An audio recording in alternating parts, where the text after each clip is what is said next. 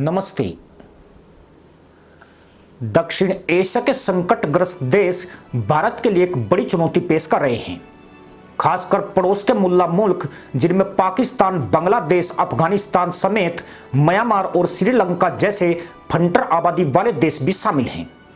बांग्लादेश और पाकिस्तान में तो मुल्ला बेकाबू होकर इस वक्त उत्पात मचा रहे हैं, जबकि अफगानिस्तान में इस्लामिक कानूनों के जरिए मदरसा कौम की पुंगी बजाई जा रही है। इन तमाम देशों में एक बात कॉमन है, वो यही कि यह सभी चीन के कर्ज जाल में या तो फंसे हुए हैं या फिर फंसने की शुरुआत कर चुके हैं। भारत का एक और निकटतम पड़ोसी मालदीव, जहां राजनीतिक स्थिरता तो अभी तक कायम है पर अर्थव्यवस्था की लंका लगी पड़ी है। नेपाल के भी कमोबस ऐसे ही हालात हैं। नोबेल प्राइज के प्रबल दावेदार के तौर पर उभर रहे भारत के प्रधानमंत्री नरेंद्र मोदी ने अब इन देशों को चीनी कर्ज से निकालने का बीड़ा उठाया है। पीएम मोदी ने तीसरे वॉइस ऑफ ग्लोबल साउथ शिखर सम्मेलन के उद्घाटन सत्र में भारत की ओर से एक व्यापक ग्लोबल डेवलपमेंट कॉम्पैक्ट का प्रस्ताव रखा है। शुरुआत में भारत ने इस फंड में $35 लाख की मदद देने की घोषणा भी की है। मोटे शब्दों में समझा जाए तो यह दक्षिण एशिया में दूसरे आईएमएफ की शुरुआत जैसा है, जिसके तहत विकासशील और गरीब देशों की मदद करके उन्हें चीन के कर्ज जाल से बचाया जा सके। सुना है कि पीएम मोदी के इस डेवलपमेंट फाइनेंस के ऐलान के बाद पाकिस्तान ने एल्यूमिनियम के कटोरे मांजने शुरू कर दिए हैं और ग्लोबल डेवलपमेंट कॉम्पैक्ट से कर्ज लेने वाला पहला देश बनने की तैयारी में जुट गया है।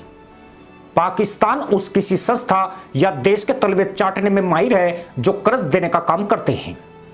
पीएम मोदी के इस प्रस्ताव पर पाकिस्तान ने खुशी प्रकट करते हुए न सिर्फ टोपी तहमद लहराए बल्कि गधैया नृत्य करके जश्न भी मनाया है। हालांकि पाकिस्तान और चीन को ग्लोबल साउथ समिट में नहीं बुलाया गया है। दरअसल दक्षिण एशियाई देशों ने चीनी कर्ज पाकर न केवल भारत को आंख दिखाई है बल्कि दरकिनार करने के भरसक प्रयास भी किए हैं, पर यह चीनी सहायता उनके लिए एक महंगी चूक साबित हुई है। चीनी विकास मॉडल जो विशाल भौतिक संरचना, बंदरगाह, सड़क और ऊर्जा परियोजनाओं के निर्माण पर आधारित है, वह यह मानता है कि निवेश और उपभोक्ता मांग स्वाभाविक रूप से आएगी।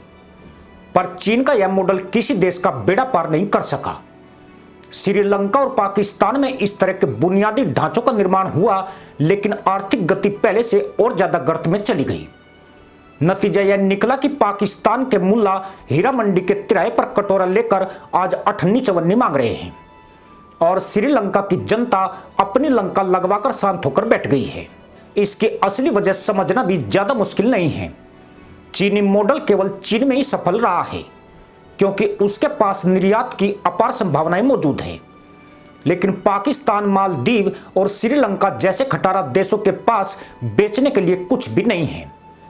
पाकिस्तान आतंकवाद का सप्लायर है, जबकि मालदीव तो पूरी तरह आयात पर ही निर्भर है।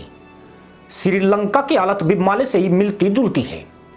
यही कारण है कि ये चीन के ऋण जाल में फंसते चले गए और इन देशों में निवेश कोड में खाज बन गया, जैसा कि पाकिस्तान के गवादर बंदरगाह में दिखाई दे रहा है, जहां चीन ने अरबों डॉलर का निवेश किया, लेकिन यहां से जहाज शायद ही कभी रवाना होते हैं। वहीं मालदीव के मुल्लाओं को पता चल रहा है कि भारत के बिना उसकी स्थायी आर्थिक स्थिति संभव नहीं है। यहां तक कि पीने का पानी भी भारत से ही लाना पड़ता है। 6 महीने चीन की गोद में खेलकर मालदीव ने फिर से भारत के तलवे चाटने शुरू कर दिए हैं। इसी तरह दक्षिण एशिया के कई हिस्से आज दुविधा में हैं। बांग्लादेश जो कभी आर्थिक रूप से बहुत ताकतवर देश था, अब खुद इस्लामी चरमपंथ और सैन्य नियंत्रण के दोहरे जाल में फंस चुका है। जाहिर तौर पर बांग्लादेश में निवेश पहुंचने की संभावना काफी कम हो गई है।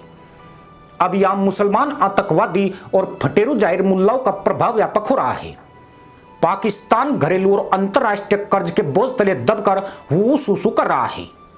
उसकी बदौलत बांग्लादेशी मुल्ला भी मुल्लागर्दी की राह पर हैं, जबकि नेपाल की अर्थव्यवस्था अभी तक एक स्थायी विकास पथ पर नहीं पहुंच पाई है। पर सबका साथ, सबका विश्वास और पीछे से मुल्लाओं का विकास का संकल्प लेकर पीएम मोदी अब भारत की पीठ में खंजर घोंपने वालों को ताकतवर बनाने की स्कीम लेकर आ गए हैं। जरा कल्पना करिए, टोपी तहमद में अर्धनंगे गुजारा करने वाले इस्लामिक देश अभी भारत को तहमद खोलकर चुनौती दे रहे हैं। अगर इन्हें पेट भर खाने को मिल गया तो भारत के पड़ोस में कितने सपोले पैदा हो जाएंगे। मोदी फोन करके यूक्रेन और गाजा में युद्ध रुकवाने की कोशिश कर रहे हैं, पर चीन ऐसी किसी नौटंकी से दूर है। ऐसे इसलिए कि चीन मानता है कि बाकी देश जितने कमजोर होंगे, चीन उतना ही ताकतवर बनकर उभरेगा। चीन के टारगेट पर ज्यादातर मुस्लिम देश है। वह दक्षिण एशिया से लेकर अफ्रीका महाद्वीप के मुस्लिम देशों को कर्ज जाल में फंसाकर गुलाम बना रहा है, जो एक बेहतर पॉलिसी कही जाएगी। लेकिन भारत उन्हें चीन से बचाकर ताकतवर बनाना चाहता है। इसके नतीजे चीन जानता है।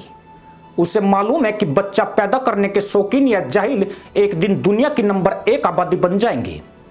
अगर यह आर्थिक रूप से सक्षम हुए तो चीन के लिए भी चुनौती बनेगी। पर भारत चीन की तरह कभी नहीं सोचता है। नोबेल प्राइज के हकदार पीएम मोदी वसुधैव कुटुंबकम का टोकरा उठाए गली गली घूम रहे हैं। पाकिस्तान, बांग्लादेश, मालदीव और अफगानिस्तान जैसे कंजर देशों के लिए खैरात का ऐलान हो रहा है। चीन की पॉलिसी का अनुसरण सिर्फ अमेरिका ने किया है, लेकिन फर्क सिर्फ इतना रहा है कि उसने इनके पिछवाड़े पर गोली मारकर मुल्लागर्दी निकाली है, जबकि चीन कर्ज को एक हथियार के तौर पर इस्तेमाल कर रहा है। पर भारत है कि इस्लामिक खतरे से अभी भी बेपरवाह है, जो भविष्य में भारत के लिए ही सबसे बड़ी चुनौती बनने वाला है। इसी के साथ अनुमति दोस्तों, जय हिंद, वंदे मातरम।